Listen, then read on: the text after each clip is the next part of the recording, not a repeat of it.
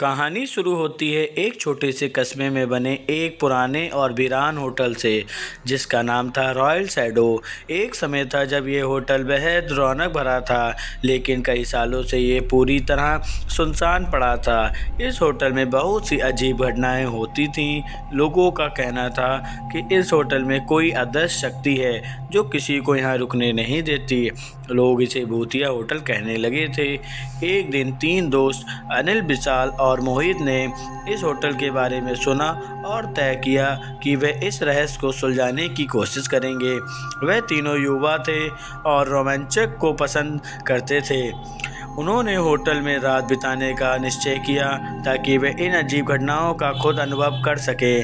शाम ढलते ही तीनों ने होटल में प्रवेश किया। होटल की दीवारें टूट चुकी थीं, जगह जगह जाले और धूल जमी थी। सब कुछ वीरान और डरावना लग रहा था।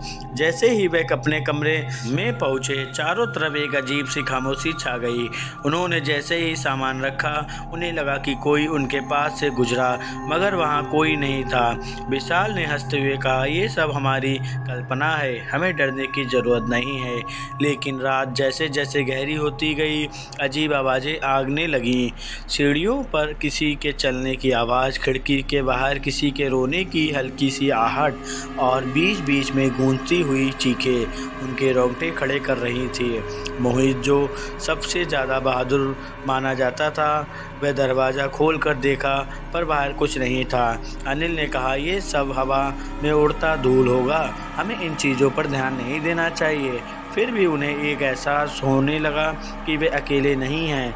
रात के 1 बजे के आसपास उन्हें किसी के चलने की आवाज़ सुनाई दी। वे सभी अपने कमरे से बाहर निकले और आवाज़ का पीछा करने लगे। उन्हें लगा कि शायद कोई और भी इस होटल में है। वे आवाज़ का पीछा करते हुए एक बड़े हॉल में पहुंच गए। तभी अचानक से एक बूढ़ी महिला उनके सामने आ खड़ी हुई। महिला का चेहरा बहुत डरावना था। उसकी आंखों में गुस्सा और दर्द झलक रहा था। उसने उनसे कहा, तुम्हें यहाँ नहीं आना चाहिए था, ये जगह तुम्हारे लिए नहीं है। चले जाओ यहाँ से, वरना तुम्हारा अंजाम भी मेरे जैसा हो सकता है।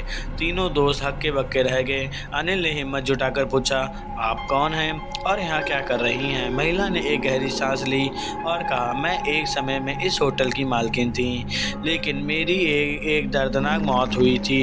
मेरे पति ने मुझे धोखा दिया और मुझे इस होटल के तहखाने में जिंदा दफन कर दिया गया।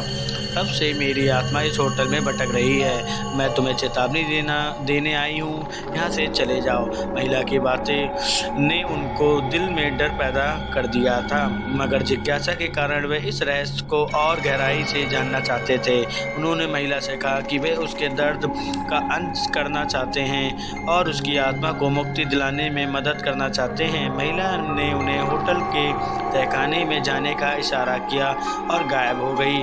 तहखाने का दरवाज़ा खोलते ही एक भयानक बदबू और ठंडा हवा का झोंका आया। उन्हें टॉर्च की रोशनी में नीचे जाना शुरू किया। वहां का माहौल और भी डरावना था। चारों ओर खून के डब्बे, टूटे फूटे सामान और दीवारों पर अजीब सी निशान बने हुए थे। अचानक मोहित को लगा कि कोई उसके कंधे पर हाथ रखे हुए है। वह पलटा, लेकिन वहां कोई नहीं था। उनका डर और बढ़ता गया। फिर उन्हें एक कमरा दिखा जो आधा खुला था। उन्होंने कमरे में प्रवेश किया और वहाँ एक पुरानी डायरी पड़ी मिली। डायरी के पन्नों में लिखा था कि कैसे महिला के पति ने उसे धोखा देकर उसे तहखाने में बंद कर दिया ताकि वह अपनी नई पत्नी के साथ होटल का मालिक बन सके। तीनों दोस्तों ने सोचा कि शायद इसी डायरी के माध्यम से वे महिला की आत्मा को मुक्ति दिला सकते हैं। उन्होंने डायरी को पढ़कर उस महिला की आत्मा का आह्वान किया और कहा कि वे उसकी पीड़ा का अंत करना चाहते हैं। तभी अचानक पूरे तहखाने में एक चमकीली रोशनी फैली और महिला की आत्मा वहां प्रकट हो गई।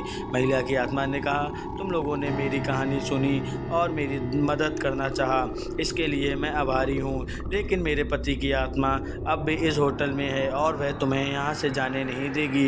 ये सुनकर वह लोग और भी डर गए, लेकिन उन्होंने ठान लिया कि वह इस किसी भी हालात में महिला की आत्मा को मुक्ति दिलाकर ही रहेंगे। तभी वहाँ एक तेज हवा चली और होटल की छतों से अजीब सी परछाई उतरने लगी। उस परछाइयों में महिला के पति की आत्मा थी, जो अपनी पत्नी को कभी मुक्त नहीं होने देना चाहता था। वह आत्मा बहुत शक्तिशाली थी और उसने तीनों दोस्तों पर हमला करना शुरू किया।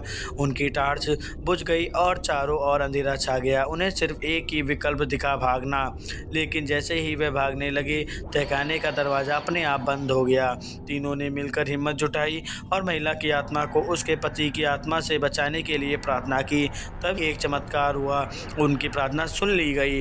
होटल की छत पर एक दिव्य रोशनी चमकी और उसमें एक संत की आकृति प्रकट हुई। संत ने महिला की आत्मा को मुक्त कर दिया और उसके पति की आत्मा को शांति प्रदान की।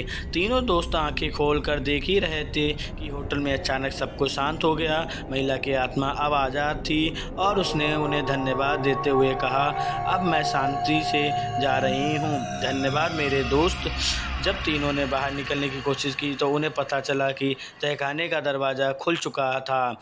वे जल्दी से बाहर आ गए और सुबह होते ही वह वहाँ से लौट आए। इसके बाद से उस होटल में कभी किसी की भी आतंक महसूस नहीं किया गया।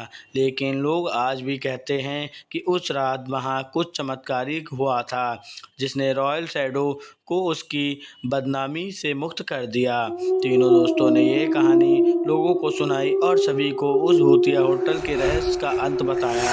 ये कहानी सुनकर हर कोई हैरान रह गया, लेकिन आज भी कुछ लोग इस होटल की सच्चाई जानने के लिए वहां जाने की हिम्मत जुटा देते हैं। ऐसे ही कहानी सुनने के लिए हमारे चैनल को सब्सक्राइब करें और बेल आइकन दबाना ना भूलें।